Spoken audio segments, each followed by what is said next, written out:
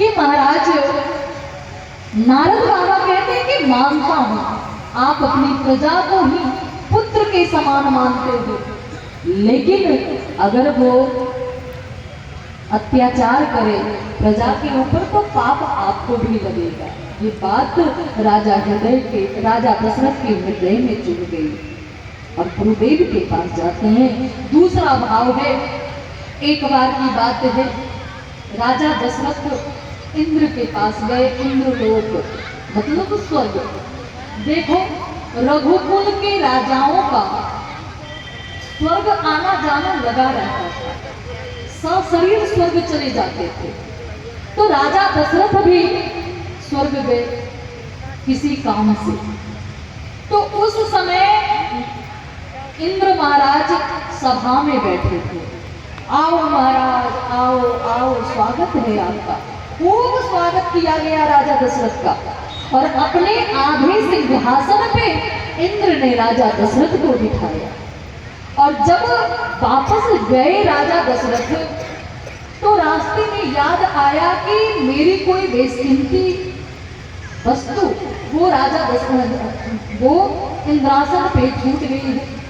तो उस सामान को, वस्तु को लेने के लिए राजा दशरथ जब वापस स्वर्ग लौटे तो क्या देखते, इंद्र अपने आधे सिंहासन को गंगा जल से प्रक्षालित करवा रहे, धो रहे हैं।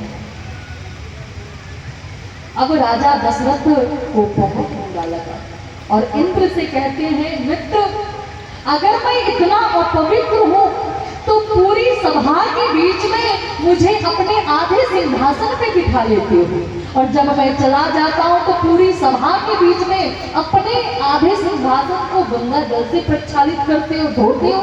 मैं इतना अपवित्र हूं तो बिठाते क्यों हो? इंद्र कहते हैं राजा दशरथ से, महाराज क्या है ना, आप चूंकि मेरे परम मित्र हो तो मेरा कर्तव्य बनता है कि अपने आधे सिंहासन को आपके साथ बांटूं, अपने आधे सिंहासन पे आपको बिठाऊं। लेकिन हे महाराज, हे राजन, आपके यहाँ कोई पुत्र नहीं है, संतान नहीं है, तो इसलिए मेरे मन में घृणा होती है कि आपका शरीर अपवित्र है, आप मेरे सिंहासन पे बैठते हो तो मेरा सिंहासन अपवित्र होता है, इसलिए मैं गंगा जल से अपने सिंहासन को प्रक्षालित करता हूँ, धोता हूँ। ये बात भी राजा दशरथ के हृदय में बाणों के समान चुकी और ग्लानि होती है। तीसरे संत का भाव है, पितृपक्ष का महीना है। राजा श्री दशरथ गए पिंडदान करने के लिए, लेकिन क्या देखते, जितने भी पीतल हैं प्रकट होकर सभी के आंखों में आंसू, आंखों से झरझर आंसू बह रहा है और आंसू बहा रहे। राजा दशरथ अपने पितरों से कहते, महाराज मुझसे कोई गलती हो गई, अपराध हो गया, आपकी आंखों में आंसू क्यों? पितर लोग कहते, राजन आपसे कोई अपराध नहीं हुआ है, मैं तो अपने भाग्य पे बैठकर रो रहा हूँ। क्यों?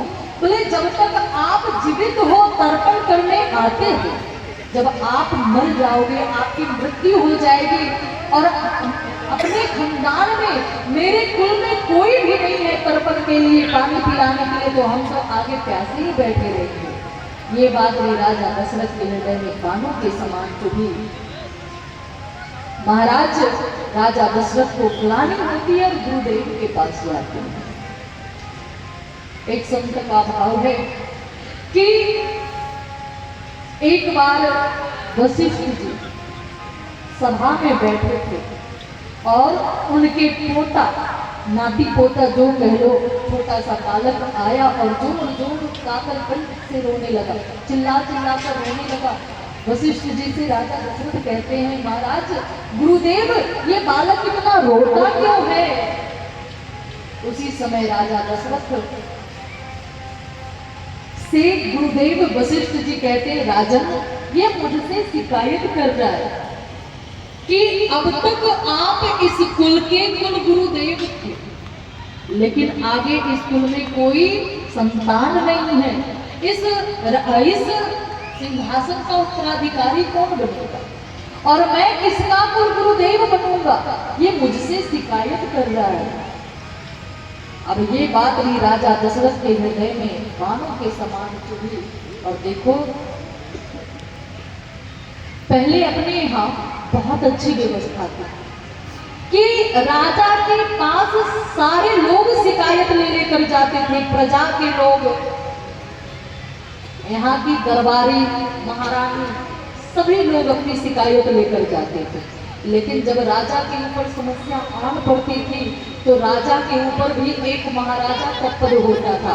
अपनी समस्या लेकर राजा महाराजा के पास जाते थे और उस महाराजा के पद पे गुरुदेव विराजमान होते थे। जब भी राजा के ऊपर कोई समस्या आन पड़ती थी तो राजा अपने गुरुदेव के पास अपनी समस्या का समाधान पाने जाते थे। आज राजा दशरथ को बुलानी हुई है, एक बार भूपति गणमाही भय गुणान मोरे सुतनाही, गुरु गृह गयो तुरंत नहीं पाला, चरण लागी कर विनय विशाला, निज दुख सुख सब बुरी सुनायो, कहे वशिष्ठ बहुविधि समझायो, धरो धीर होइए सुत चारी, त्रिभुवन विदित भगत है। गुरुदेव के पास गए। देखो, अपने यहाँ ना दो कुल है, पता है कौन सा? एक यदुकुल, दूसरा रघुकुल। दोनों कुल की एक एक विशेषता है। यदुकुल जिसमें कृष्ण भगवान अवतार लेकर आए हैं, जन्म लेकर आए हैं। यदुकुल की विशेषता ये है कि इस कुल में विवाह शादी होगी तो जब तक विवाह शादी में दो हाथ ना हो जाए, लड़ाई झगड़ा ना हो जाए, तब तक विवाह संपन्न नहीं होता है। ये कृष्ण भगवान के कुल की विशेषता है। जितने भी यदुवंशी अगर यहाँ बैठे हो तो बुरा नहीं मानेंगे, लेकिन मैं प्रूफ के साथ बताती हूँ। अब बलराम जी के विवाह के बारे में आप शास्त्र में अध्ययन करके देखें। बलराम जी का विवाह रैवत नरेश रेवती जी के साथ विवाह हुआ तो पहले युद्ध हुआ, विवाह बाद में हुआ। सब कृष्ण भगवान की जितनी शादियां हुई 16,108, आप भागवत अध्ययन करके देखना। सारे विवाह में सबसे पहले युद्ध हुआ, विवाह बाद में संपन्न हुआ। चंद्रवंशी भी माने जाते हैं कृष्ण भगवान को, चंद्रवंशी। चंद्रमा के विवाह में भी पहले युद्ध हुआ था, उसके बाद विवाह संपन्न हुआ। महाराज यदु के विवाह में पहले युद्ध हुआ, फिर विवाह संपन्न में। ये पूरे ऊपर खानदानी नियम है। और अनिरुद्ध पद्युग जितने हुए सबके विवाह में पहले युद्ध हुआ, विवाह बाद में संपन्न हुआ। ये कृष्ण भगवान के कुल की विशेषता है, यदु कुल की विशेषता है। और आज भी सुनने को मिलता है कि यदुवंशियों में विवाह तब तक संपन्न नहीं होता है जब तक लड़ाई झगड़ा ना हो। कई यदुवंशियों को जानते हैं, वो कहते हैं हाँ सच में ऐसा होता है। ये यदुकुल की विशेषता है। रघुकुल की क्या विशेषता है? बोले जब तक गुरुदेव की कृपा ना हो जाए तब तक पुत्र की प्राप्ति नहीं होती। इसी कुल में, राजा दशरथ के कुल में ही एक राजा हुए, राजा श्री अज। इनके पास भी कोई पुत्र नहीं था, कोई संतान नहीं था। राजा श्री अज अपने गुरुदेव के पास गए, वशिष्ठ जी के पास गए। देखो इस कुल में कितनी विशेषताएं हैं, सिर्फ विशेषता ही विशेषता भरा हुआ है महाराज। इस कुल में राजा बदलते हैं, गुरुदेव वही रहते हैं, गुरुदेव नहीं बदलते। वशिष्ठ जी के पास राजा श्री अज गए और राजा श्री अज जाकर कहते हैं कि महाराज मेरे यहाँ कोई पुत्र नहीं है, पुत्र नहीं होगा, संतान नहीं होगा, पुत्र नहीं होगा। क्या संतान नहीं होगी? बोले आप चिंता क्यों करते हो? आप अपने कमाए धन को गरीबों में दान करो, पुत्र की प्राप्ति हो जाएगी। अब राजा श्री अज सुबह से गए, शाम को घर वापस लौट कर आए, एक सोने का सिक्का लेकर अपनी पत्नी इंदुमती से कहते हैं, हे देवी पुत्र प्राप्ति की चाबी मिल गई, कहाँ है प्रभु देना। और जैसे ही वो सिक्का ढूंढने लगे, सिक्का तो कहीं गिर गए, अब बहुत ढूंढते, खूब ढूंढे, लेकिन सिक्का मिला नहीं। थक कर हार कर छोड़ दिए कि चलो जैसी ठाकुर जी की इच्छा। अब प्रातः काल जगने के बाद इंदुमती नित्य जाती थी अपने कुल देवता श्रीरंग महाराज की पूजा करने। आरती की थाल तैयार करके इंदुमती अपने कुल देवता श्रीरंग महाराज की पूजा के लिए जा रही थी कि रास्ते में आंचल का पल्लू कहीं फंस जाता है। बहुत छुड़ाने का कोशिश करती है लेकिन पल्लू छूटता नहीं। अब सिपाही लोग देख रहे थे, सिपाही को लगता है महारानी का पल्लू हम छुड़ा दें। दौड़ कर सिपाही आए, वहाँ कोई चमकीला पदार्थ दिखा, चमकीली वस्तु दिखी, तो सिपाही वहाँ की मिट्टी हटाने लगा तो खटखट की आवाज होती है।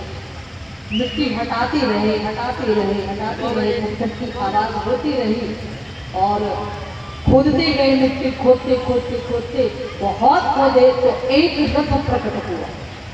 लेकिन अभी भी खटखट की आवाज हो रही, और खोदे तो 2 रथ प्रकट हुआ, और खोदे 3 रथ, और खोदे 4 रथ, और खोदे 5 रथ, और खोदे 6 रथ, और खोदे 7 रथ, और खोदे 8 रथ, और खोदे 9 रथ, और खोदे 10वें रथ के ऊपर एक छोटा सा नन्हा सा प्यारा सा बालक सोया था। क्योंकि वो बालक 10वें रथ पे सोया था, इसलिए उस बालक का नाम दशरथ पड़ा। बोलिए दशरथ जी महाराज की जय हो। तो ये राजा दशरथ के जन्म की कथा है। आज वही राजा दशरथ के पास कोई पुत्र नहीं है, संतान नहीं है। गुरुदेव के पास गए और गुरुदेव से जाकर निज दुख सुख सब गुरु ही सुनाया। अपने दुख के बारे में बताते, गुरुदेव इतने दिन हो गए पुत्र नहीं होता है, और दुख बताते बताते सुख भी बताना शुरू कर दिए। गुरुदेव कहते हैं, राजन मैं तो कब से सोच रहा था कि राजा दशरथ मुझसे मांगे, लेकिन आपने मांगे नहीं। अरे आपके भाग्य में एक पुत्र कौन पूछता है? 4 पुत्र हैं, 4 पुत्र होंगे। धरहु धीर होइए सुतचारी, त्रिभुवन विदित और भगत भयहारी। आप धीरज रखो, एक पुत्र नहीं 4 पुत्र होंगे। मैं तो कब से सोच रहा था आप मांगो, लेकिन आपने कभी मांगा ही नहीं।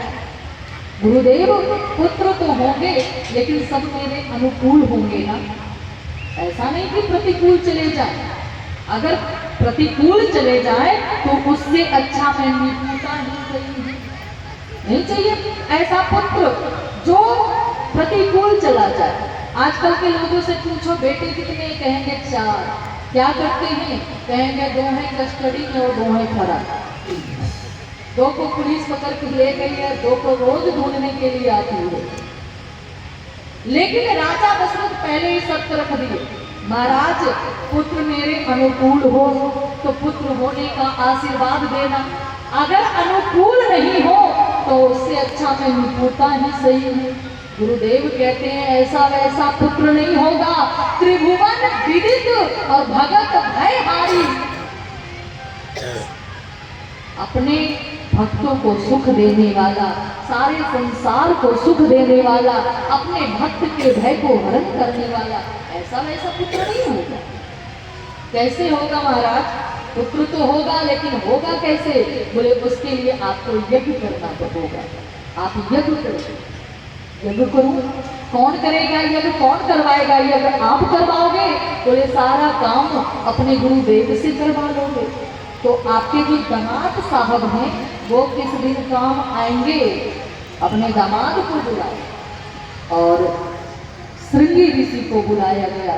तुलसी बाबा लिखते हैं, श्रृंगी ऋषि वशिष्ठ बोला